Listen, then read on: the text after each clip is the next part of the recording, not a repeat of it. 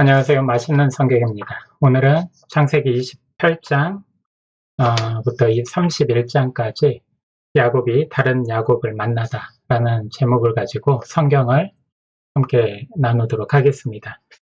이제 야곱이 에서를 피해서 하란으로 이제 떠나는 장면부터 나옵니다. 그리고 이제 떠나는 과정에서 하나님을 만나는 장면이 나오는데 베델에서 하나님을 만나는 장면부터 함께 나눠보도록 하겠습니다. 28장 그 13절부터 15절까지 내용을 보면 나는 여호와니 너의 조부 아브라함의 하나님이요 이삭의 하나님이라. 내가 누워있는 땅을 내가 너와 내 자손에게 주리니 내 자손이 땅의 티끌같이 되어 내가 서쪽과 동쪽과 북쪽과 남쪽으로 퍼져 나갈지며 땅의 모든 족속이 너와 내 자손으로 말미암아 복을 받으리라. 내가 너와 함께 있어 내가 어디로 가든지 너를 지키며 너를 이끌어 이 땅으로 돌아오게 할지라. 내가 내게 허락한 것을 다 이루기까지 너를 떠나지 아니하리라. 아멘. 아브라함에게 주셨던 약속, 그것이 이삭과 이제 야곱에 대해 이르기까지 변함없이 유효하고, 그리고 이삭으로부터 이제 안수를 받고 축복을 받은 야곱에게 그가 어떠한 행위를 했을지라도 예언이 돼 있고 하나님의 예정이 돼 있어서 방법이 조금 다른 쪽으로 이어갔지만 하나님의 언약은 어떠한 경우에라도 이루어진다는 것을 야곱에게도 말씀해주고 있는 장면이죠. 자, 그리고 이 언약을 계승을 한 다음에 이제 하나님께서 어떠한 하나님인지를 이제 야곱에게 다시 한번 보여주셨고, 여기 제목에 나와 있는 것처럼 언약을 반드시 이행하시는 하나님이라는 것을 또한 우리에게 깨닫게 해주시는 거죠. 신명기 7장 9절 말씀을 보면 그런즉 너는 알라 오직 내 하나님 여호와는 하나님이시요 신실하신 하나님이시라. 그를 사랑하고 그의 계명을 지키는 자에게는 천대까지 그의 언약을 이행하시며 인애를 베푸시되. 아멘. 이렇게 말씀하고 있습니다. 여기서 이제 천대라는 것은 뭐 숫자상의 의미라기보다는 상징적인 의미겠죠. 그러니까 하나님께서는 영원히 신실하신 분이시기에 하나님을 믿고 의지하고 따른 모든 이들에게 언약을 영원히 계승시켜 주겠다.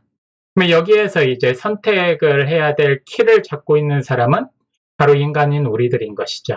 우리가 하나님을 포기하지 않고 하나님의 말씀을 불신하지 않는다면 하나님께서 성경을 통해서 언약하신 말씀, 또한 삶의 자리에서 우리의 기도를 통해서 말씀 묵상을 통해서 우리가 하나님을 접할 때마다 받았던 그 언약, 이 언약들을 결코 잊지 않고 이루어 주시겠다라는 하나님의 약속의 표명이라는 것입니다. 우리 또한 포기하는 것은 인간이지 하나님이 아니시라는 것을 우리가 깨닫고 하나님을 더 의지하는 저희들이 되었으면 좋겠습니다. 자, 그리고 28장 20절부터 22절 내용을 보면 이제 그 베델에서 하나님을 만나고 그 하나님께서 두렵고 떨리는 마음으로 이제 외삼촌 라반의 집으로 정처 없이 떠나는 야곱에게 굉장히 큰 위로와 힘이 되었던 것이죠. 그래서 야곱은 하나님 앞에 서원을 합니다.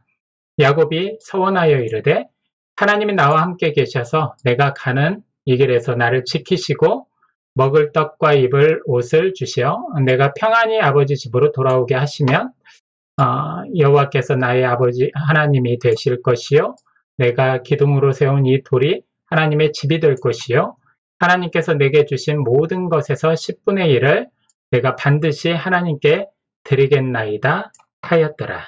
아멘. 우리가 그런 기도를 많이 해요. 위험과 고난과 절망의 상황, 내가 어찌할 수 없을 때 하나님 앞에 기도할 때 이런 조건을 내놓는 경우가 많습니다. 이것만 해주신다면 내가 이렇게 하겠습니다. 어떻게 보면 이제 서원이라는 것이 이것은 좀 그렇게 모범적이라고는 할 수가 없죠. 하나님을 향한 기도, 하나님을 향한 어떠한 찬양, 감사도 조건이 붙을 수는 없겠죠. 하지만 인간인지라 우리가 살면서 어려움에 처했을 때 하나님께서 우리의 어려움을 해결해 주십사 하고 이제 간구하는 기도를 많이 합니다. 그때 보통 지금의 야곱처럼 하나님께서 나를 살려서 무탈하게 집으로 돌아오게 하신다면 네, 하나님이 되실 것이요 내가 예배할 것이요 내가 10분의 1을 하나님 앞에 드리겠습니다. 이런 기도를 하게 됩니다. 어찌됐든 야곱은 진실한 마음으로 하나님을 의지하면서 또한 반드시 하나님에 대한 소원을 이행하겠다는 마음으로 기도를 했겠죠. 그래서 하나님 앞에 이런 기도를 올립니다. 하나님 앞에 이 소원, 하나님은 반드시 기억하십니다. 그리고 그 서원하신 것을 기억하신 후에 이루시는 하나님을 보게 됩니다. 이제 뒤에서 우리가 보겠지만 창세기 31장 13절에 하나님께서 이 말씀을 하십니다. 나는 베델의 하나님이라. 베델에서 만난 하나님이죠. 네가 거기서 기둥에 기름을 붓고 거기서 내게 서원하였으니 지금 일어나 이곳을 떠나 내 출생지로 돌아가라 하셨느니라. 아멘. 하란에서 이제 외삼촌 라반에게 엄청난 어려움과 속임과 그리고 고난 가운데 이제 하나님을 의지하여서 돌아가려는 마음을 가지고 있을 때 하나님께서 베델에서 언약해 주신 것처럼 내가 너를 보호하고 내가 살아서 돌아갈 수 있게끔 내가 지켜주리라 하는 약속의 말씀을 다시금 해주시죠. 하나님은 위급한 상황에서 하나님께 조건을 걸고 내세웠던 기도일지라도 하나님께서는 하나님을 향한 서원, 이 서원이라는 거는 맹세서자에다가 원할 원자죠. 그래서 내가 맹세하면서 바라는 것들을 하나님 앞에 올려드리는 기도가 되는데 그것이 작든 크든 또한 조건이 있든 없든 하나님은 기억하시고 신실하게 응답하시는 것을 우리는 보게 됩니다.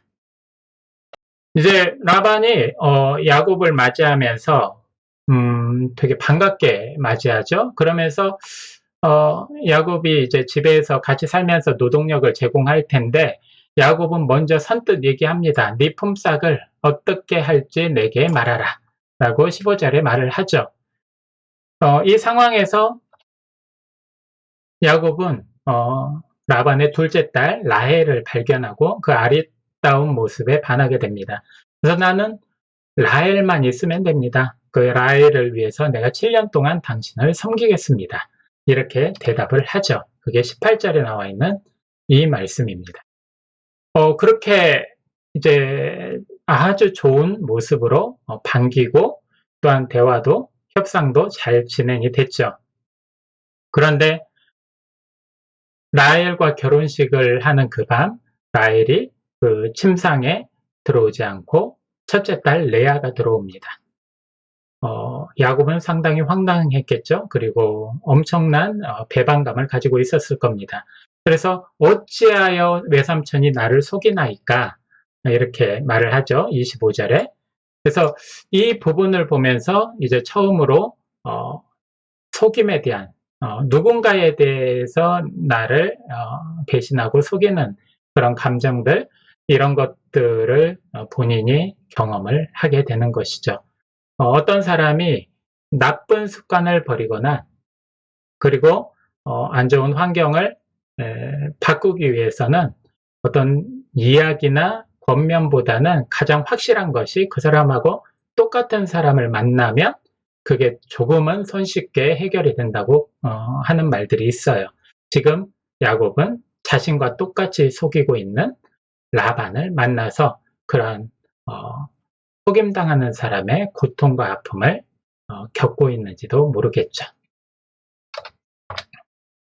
자, 이제 뭐 결과적으로 라헬을 얻기 위해서 레아를 얻었고 레아와 라헬을 둘 다 얻었죠. 그리고 그들의 시종인 실바와 비라까지도 얻었습니다. 여기 나와 있는 고대 사회 여인들의 능력이라고 나와 있죠. 고대 사회에서 여인들이 이제 나름대로 의무고 사명이라고 생각하는 것이 자손의 번창, 그리고 후손을 잇는 것, 이 다산을 얘기합니다. 그리고 가장 큰 여러 가지 이유 중에 하나는 노동력. 이것들을 위해서 특히나 남자아이를 갖는 것을 굉장히 소원하고 그것이 그 여인들의 능력이라고 생각을 했어요. 우리나라도 마찬가지고 다른 여타 다른 민족들도 비슷합니다. 그 상황들 속에서 이제 여인들의 시기, 질투, 그리고 경쟁들이 나타나는데 성경에서도 라헬과 레아와 라헬이 이런 경쟁을 시작을 합니다. 그래서 여기 제목을 성경 속의 여인천하, 그 아이를 얻기 위한 암투, 뭐 이런 거라고 할 수가 있겠죠. 그래서 자손과 노동력을 위해서기도 하지만 중요한 것은 레아를 야곱이 그렇게 좋아하지 않았어요. 대신 라헬을 좋아했죠. 사랑했다라고 나와 있죠. 여기에서 이제 차별이 이루어지는 것입니다.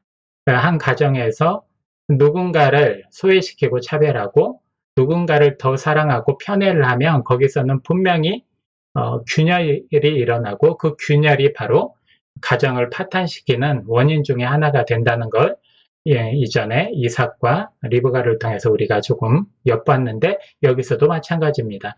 그러한 불꽃 튀는 어떤 갈등과 경쟁, 이것들이 좀 악하게는 보이긴 하겠지만 하나님께서 별보다 많은 자손들을 이루겠다는 아브라함을 향한 언약을 이루는 하나의 도구고 시발점이 되는 것이죠. 결과론적으로 이제 뭐 이 4명의 부인들, 첩가지 4명의 부인들을 통해서 12명의 아들을 갖게 되는 것입니다. 자, 이 대결 구도가 어떻게 진행되는지 보면 야곱에게 사랑받지 못한 레아를 하나님이 긍휼히 여기세요. 우리 31절을 29장 31절을 보면 여호와께서 레아가 사랑받지 못함을 보시고 그의 태를 여셨으나 라헬은 자녀가 없었더라. 그래서 레아의 태를 열어주시죠. 하나님이 긍휼히 여기시고 그래서 4명의 아들이 태어나게 됩니다. 르우벤, 시몬, 레위, 유다.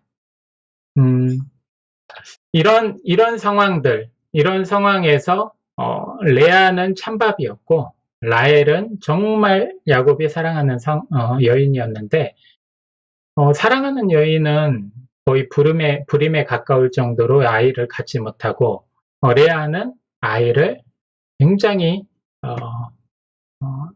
순산을 하고 풍성하게 낳게 되는 것이죠.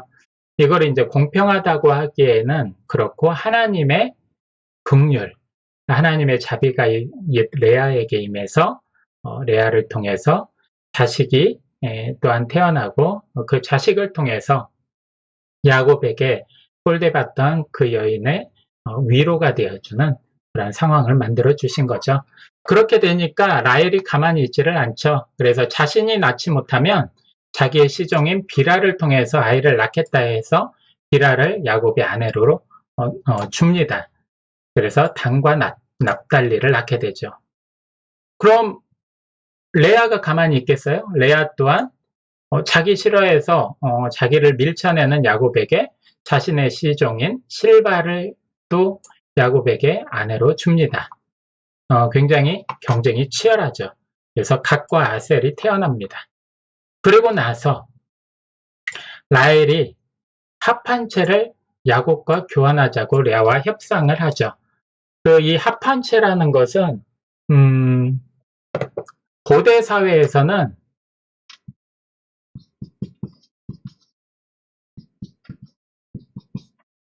고대 사회에서는 그 불임 치료제로 쓰이거나 아니면 이제 뭐 최엄제로도 쓰이고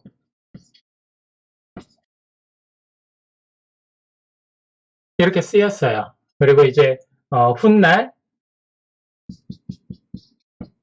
잎을 가지고는 이제 뭐 외상의 이제 그 진통제로 쓰이기도 하고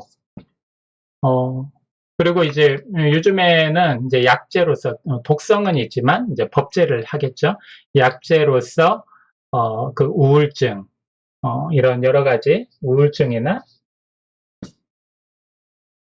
그 다음에 뭐 천식 치료제 뭐 이런 것들로 쓰입니다. 그리고 이제 예전에는 이제 그 수술을 할 때 이제 마취를 하죠. 마취제로도 쓰이기도 하고. 그러니까 우선은 이게 정력제고 뭐 이렇게 불임에 좋다라고 이제 고대 사회에서는 생각을 했던 것 같아요. 그래서 이제 레아의 큰아들인 르우벤이 이제 밖으로 나가서 합판체라는 걸 보고 채집을 해오게 되죠. 그걸 어머니한테 주는데 이 소식을 들은 라헬이 자신이 이제 불임이니까 아직까지 아이를 갖지 못하니까 협상을 합니다. 근데 협상이 되게 재밌어요. 그러니까 합판제를 야곱과 교환하자고 협상을 합니다. 우리 14절, 15절을 30장 14절, 15절 보면 밀 거둘 때 르우벤이 나가서 들에서 합판제를 얻어 그의 어머니 레아에게 드렸더니 라헬이 레아에게 이르되 언니의 아들의 합판제를 청구하노라. 레아가 그에게 이르되 내가 네 남편을 빼앗은 것이 작은 일이냐? 그런데 네가 내 아들의 합판체도 빼앗고자 하느냐? 라헬이 이르되 그러면 언니의 아들의 합판체 대신에 오늘 밤에 내 남편이 언니와 동침하리라 하니라. 지금 어떻게 보면 야곱은 상당히 이렇게 꼭두각시처럼 협상의 대상이 될 뿐이고 이 여인들은 그것은 둘째치고라도 특별히 라헬의 입장에서는 이거는 하나님과의 나와의 관계도 될 수 있어요. 내가 하나님과의 관계가 원활하지 못하고 내가 죄가 있고 내가 저주받고 내가 부족해서 내가 그 벌로 불임인가 보다라고 보통 그 당시에 사람들은 생각을 많이 했죠. 주변 사람들도 그러한 인식이 있습니다. 그것에서 벗어나려면 아이를 가져야 돼요. 그래서 수단과 방법을 가리지 않는 것이죠. 그래서 야곱을 협상의 대상으로 써서라도 나는 그 합판체를 가지고 그걸 복용해서 이 불임을 치료하고 싶다라는 의지를 보여준 거죠. 그렇게 해서 이제 르우벤 레아의 큰아들의 합판체 덕분에 레아가 또 야곱과 동침할 수 있는 기회를 얻게 되죠. 그래서 당분간 그렇게 동침을 해서 3명의 아이가 등장을 하죠. 이 앞에 이사갈 스불론은 남자아이고 디나는 딸입니다. 이 3명의 자식을 또 얻게 되죠. 이러고 난 다음에 이제 하나님께서 처음에 라헬을 너무나 야곱이 편애를 하니까 레아에게 위로를 하고 긍휼을 베풀어 주셨던 것처럼 이제 라헬이 자기의 시종뿐만 아니라 레아의 시종인 실바까지도 자식들을 풍성히 낳는 걸 보고 낙심해 있었겠죠. 하나님은 그 라헬의 태문을 열어주십니다. 그래서 하나님이 22절을 한번 읽어보면 하나님이 라헬을 생각하신지라 하나님이 그의 소원을 들으시고 그의 태를 여셨으므로 이렇게 나오죠. 그렇게 해서 여기에서도 하나님의 긍휼히 여김이 있어 요셉이 태어나게 됩니다. 그러니까 하나님의 그 긍휼, 하나님의 자비 이것이 있기 때문에 우리들이 어려움과 또한 불가능한 상황들, 절망의 상황들에서 우리가 자유를 얻고 다시금 희망을 얻을 수 있는 것이죠. 그래서 무엇보다도 우리가 힘들고 어려운 상황, 이때 내 인간적인 생각과 방법으로 헤쳐나가려고 노력하기 이전에 이 모든 것들을 아시고 이 모든 것들을 해결해 주실 수 있는 하나님께 기도를 먼저 해야 될 것입니다. 그렇게 할 때 하나님의 긍휼이 임하고 또한 불가능을 가능케 하시는 하나님의 은혜가 임하는 것이죠. 자, 이제 30장 또다시 라반이 야곱을 속이는 장면이 한 번 더 등장을 합니다. 거기가 바로 이제 28절 부분에 내 품삯을 정하라. 내가 그것을 주리라. 이렇게 말을 하고 있죠. 지금까지 일을 하고 잘 지냈습니다. 그런데 라반이 여러 가지로 많이 속였던 것 같아요. 그리고 이제 품삯을 바꾸기도 하고 뒤에 이제 성경을 보면 10번이나 품삯을 속여가지고 바꿨다고 그러죠. 이 라반이 계속해서 야곱을 속이는 장면이 나옵니다. 그런데 이 야곱이 그런 모습들을 보면서 바라봄의 법칙을 사용을 하죠. 지금까지는 내가 당했지만 이제는 확실하게 구별을 해서 이제 더 이상 당하지 않겠다라고 작정을 하고 이제는 품삯 대신에 이제 자기가 불리한 조건을 달죠. 얼룩지거나 검은색 양이나 염소를 내가 치고 이제 낳는 양과 염소 중에 그 얼룩지고 검은 것들만 내 소유로 삼겠다. 당시에 이제 그런 것들은 좀 돌연변이처럼 얼마 나오지 않으니까 다 흰색 양이 대부분이니까 라반은 흔쾌히 승낙을 하죠. 이제 그렇게 한 뒤에 이제 야곱은 자기의 인간적인 노력도 하고 하나님 앞에 기도하고 하나님을 의지하면서 자신의 일을 묵묵히 해 나갑니다. 여기 품삯을 정하라 내가 주리라 했는데 방금 얘기한 것처럼 이제 바라봄의 법칙을 사용하면서 검거나 얼룩진 양과 염소를 품삯으로 달라고 합니다. 그래서 방법은 37절부터 43절까지 나와 있어요. 여러 가지 이제 나무 이런 것들 얼룩덜룩한 나무의 모습들을 보여주면서 양과 염소 풀 뜯는 곳에 그런 배경과 환경을 만들어주죠. 결과론적으로 43절에 양떼뿐만 아니라 노비, 낙타, 나귀까지 번성하게 되는 축복을 받게 됩니다. 야곱은 하나님의 은혜로 살아가지만 하나님의 은혜로 풍성함을 얻지만 그거에 대해서 계속해서 자신이 당했던 것처럼 라반을 통해서 속임을 당하고 고통을 당하게 됩니다. 이 부분을 우리가 좀 묵상을 해봐야 되겠죠. 자, 이제 본색을 드러낸 라반 이렇게 나와 있습니다. 지금까지는 라반이 야곱을 대할 때 야곱이 이제 일을 해가지고 소산을 딱 얻으면 그걸 속여가지고 자기 것으로 다 만들었어요. 그래서 라반은 이제 손해본 게 아니라 계속 이익만 얻었던 거죠. 그런데 지금은 라반이 검은색 얼룩덜룩한 것 그것을 줄 수밖에는 없는 상황이 된 거예요. 큰 약속을 했기 때문에. 그리고 또 이제는 상황이 계속해서 야곱이 이제 속지를 않고 자기 것을 얻으려고 투쟁을 하는 모습들이 보입니다. 그래서 처음에는 이제 이익을 전부 얻었기 때문에 거짓 웃음을 가지고 있었겠죠?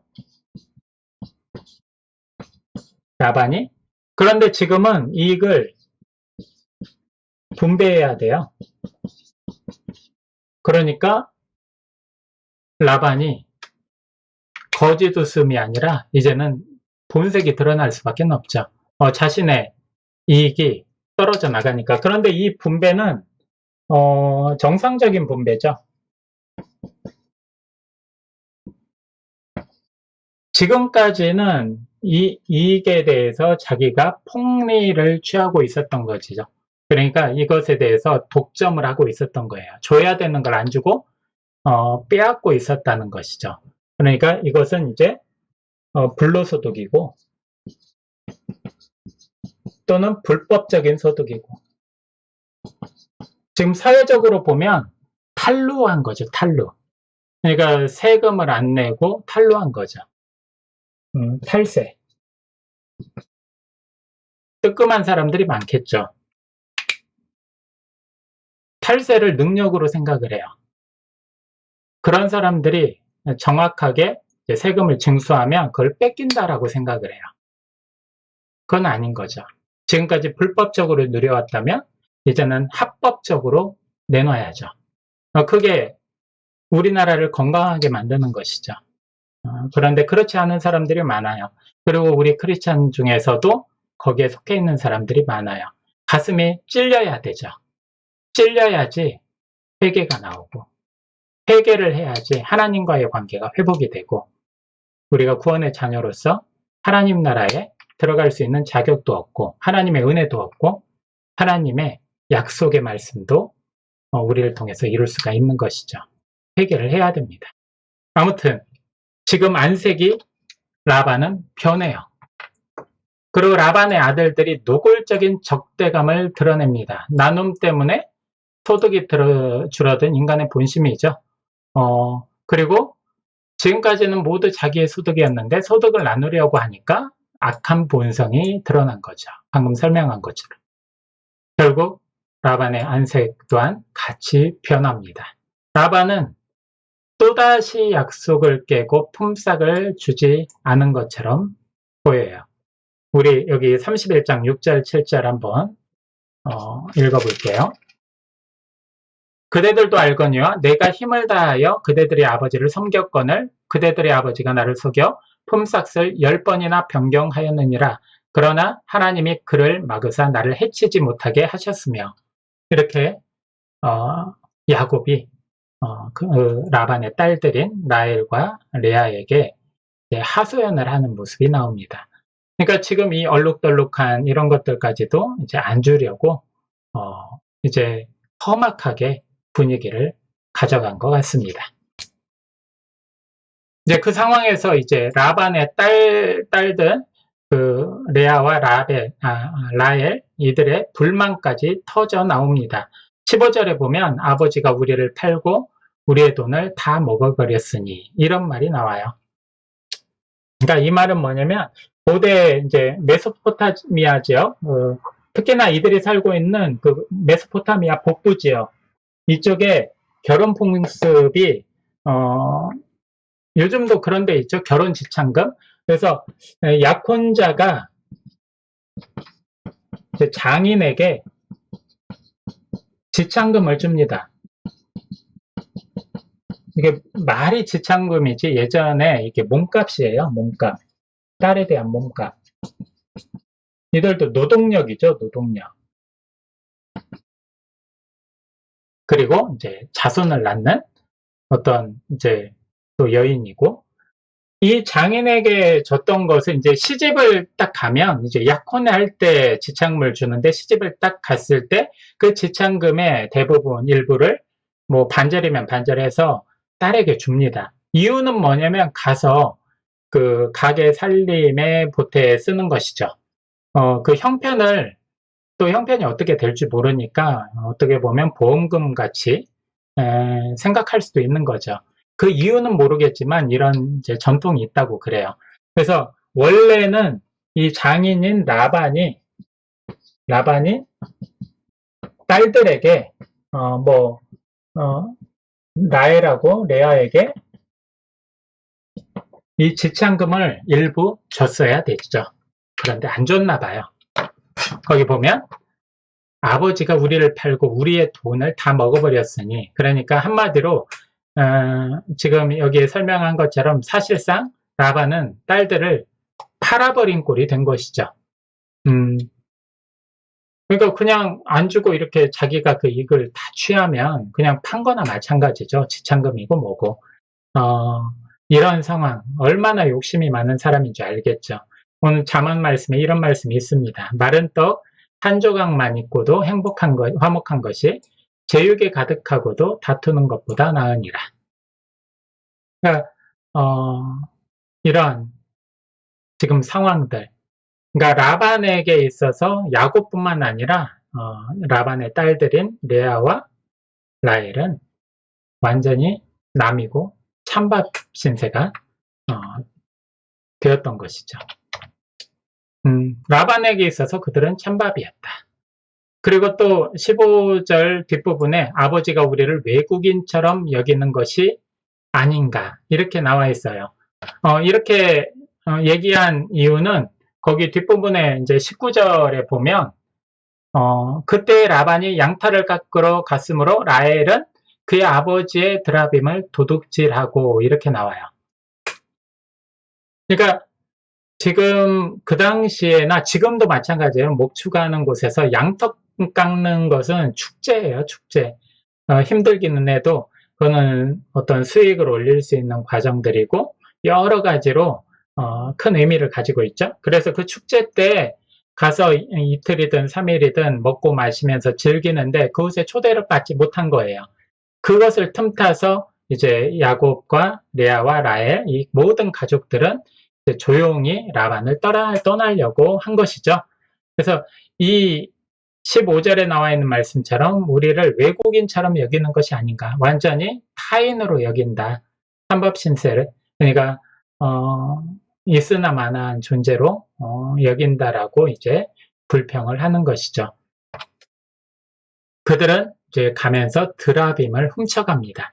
이 드라빔이 어떤 거냐면 고대 사회에서는 드라빔은 굉장히 중요한 역할을 해요. 여기 나와 있는 것처럼 가정의 수호신, 재물신, 또한 점칠 때 사용하는 것이기 때문에 이것이 하나의 이제 우상이 되는 것이죠. 이 우상이 없어지면 엄청난 불안과 공포와 여러 가지 더 큰 의미들을 부정적인 의미들을 갖게 됩니다. 결국 이 축제하는 도중에 이제 그들이 떠났다라는 소리를 듣고 한 3일 뒤에 라반이 소식을 듣고 쫓아가요. 쫓아가는데 쫓아가기 전에 뭐 드라빔이 없어졌다는 것이 발견되죠. 7일간 쫓아가서 드라빔 내놓으라고 합니다. 분명히 이제 물증은 없어도 심증은 있잖아요. 그런데 거기에서 아무리 찾아도 없는 거예요. 결국 없으니까 이제 야곱이 등등하게 이제 담대히 얘기를 합니다. 이제 화가 나서 한마디를 던진 거죠. 그게 맹세가 되는 거예요. 32절 초반에 외삼촌의 신을 누구에게서 찾든지 그는 살지 못할 것이요 라고 얘기를 하죠. 그런데 누가 숨겼죠? 라헬이 숨겼죠. 라헬이 숨겨서 도망쳐 나왔는데 결국 맹세처럼 라헬은 베냐민을 낳다가 상고로 죽게 됩니다. 그러니까 그 뒷부분에서는 그런 말 안 나오죠. 하지만 여기가 근거가 있어요. 하나님께서 사랑하시고 하나님께서 도와주시고 하나님께서 지켜주시는 야곱 가족들인데 갑자기 젊은 나이에 상고로 라헬은 죽어요. 이제 좋은 날만 있는데 그거에 하나의 이제 원인을 제공한 것 중에 하나가 야곱의 맹세가 될 수 있는 것이죠. 여러분들 맹세든 서원이든 그리고 평상시에 하는 말들이든 말을 신중하게 해야 됩니다. 요즘에 많은 이제 아이들이 욕설도 하고 그리고 연예인들이나 이런 방송에서 나오는 그런 걸러지지 않는 말들, 행위들을 모방을 많이 하는데 이런 부분들도 우리가 이제 정화시켜서 순화할 수 있는 그런 이제 순화하는 노력이 필요한 거죠. 우리 자신들도 마찬가지입니다. 언제든지 말은 사람의 생명을 죽이기도 하고 살리기도 하는 그러한 도구가 된다는 것을 우리가 깨달았으면 좋겠습니다. 여기 이제 드라빔을 이제 몇 개 샘플이 나와 있는데요. 이런 식으로 드라빔의 크기는 보통 이제 손바닥만 하다고 그래요. 크지가 않고 이것들을 가지고 점을 치거나 자신의 수호신으로 믿고 부적같이 가지고 다녔다는 것이 이제 그 고대 근동 지역의 풍습이었습니다. 자, 이제 야곱이 사기꾼이 사기꾼에게 당한 20년. 야곱은 말합니다. 외삼촌이 그것을 내 손에서 찾았으므로 내가 스스로 그것을 보충하였으며, 이렇게 나오죠. 과거를 회상하면서 이제 했던 말이에요. 그리고 이제 뭐 물려 죽거나 질병에 걸린 것들까지도 내 책임은 아니지만, 다 보충해서, 채워줬고, 밤낮, 또 추위와 더위와 싸우면서 잠을 청하지도 못하면서 열심히 일했다고 또 과거를 회상을 합니다. 그렇게 이제 인과응보의 세월 20년 동안 내가 억울하게 변상하면서 살고 또 여러 가지 열악한 상황에서 성실하게 살았지만 결국은 라반에게 계속 속임과 사기를 당했다라고 언급하고 있죠. 그래서 여기 야곱은 사기를 당하는 일이 얼마나 억울하고 절망스러운 일인지를 배웠다 라고 할 수 있는 것이죠. 이제 야곱은 고백합니다. 하나님이 나와 함께 계시지 아니하셨더라면, 이제 야곱은 어느 정도 이제 신앙의 모습으로 돌아오게 된 거죠. 정신을 차리고 회개하고 지금까지 하나님을 이용하고 하나님을 사용해서 자기의 목적을 이루었던 그 사기꾼의 모습, 속임의 생활에서 이제는 하나님이 나와 함께 하셨기 때문에 내가 살았고 하나님이 함께 하셨기 때문에 내 외삼촌 라반의 손에서 내가 무탈할 수 있었고 이제 하나님 중심으로 야곱의 삶이 바뀌기 시작을 합니다. 그리고 그렇게 많이 성숙해 갔던 것이죠. 하나님은 간절한 부르짖음을 들으십니다. 야곱의 그 간절함도 들으시고 우리가 죄인이고 참 파렴치한 죄를 저질렀을지라도 회개하고 하나님께 서원하고 또한 간절히 부르짖으면 하나님은 반드시 들으시고 움직이신다는 것이죠. 그래서 여기 하나님은 힘의 논리 앞에서 약자를 대신해 개입하시고 억울함을 풀어주셔서 정의와 공의를 세우신다. 약자보호법이라는 게 있죠. 그리고 신구약을 통틀어서 예수님께서도 마찬가지로 약자에 대한 무조건적인 도움과 구제에 대해서 많이 말씀을 하셨어요. 그처럼 약자는 삶에서 내가 어떻게 해야 될지도 모르고 또한 내가 능동적으로 그 일을 헤쳐나갈 수 없는 무기력한 존재이기 때문에 누군가에게 도움을 받거나 배려를 받을 수밖에 없는 존재죠. 그 누군가에 대한 배려, 그 누군가는 바로 하나님이 되어주시는 것이고 권력과 힘의 논리에 의해서 지금 세상이 돌아가는 것 같지만 정의와 공의가 그들에 의해서 무너진다면 하나님은 그 약자를 대신해서 반드시 움직이시고 그 약자를 대신해서 보응을 해주십니다. 이제 그거에 대한 말씀이 시편 146편 6절부터 9절에 나와 있어요. 오늘의 묵상으로 우리가 한번 읽어보고 오늘 말씀을 마치도록 하겠습니다. 주님은 하늘과 땅과 바닷속에 있는 모든 것을 지으시며 영원히 신의를 지키시며 억눌린 사람을 위해 공의로 재판하시며 굶주린 사람에게 먹을 것을 주시며 감옥에 갇힌 죄수를 석방시켜 주시며 눈먼 사람에게 눈을 뜨게 해주시고 낮은 곳에 있는 사람을 일으켜 세우시는 분이시다. 주님은 의인을 사랑하시고 나그네를 지켜주시고 고아와 과부를 도와주시지만 악인의 길은 멸망으로 이끄신다. 아멘. 오늘 창세기 28장부터 31장 다윗이 다른 다윗을 만나다 여기서 마치고요. 다음 시간에는 창세기 32장 결자 해지라는 제목으로 함께 말씀을 나누도록 하겠습니다.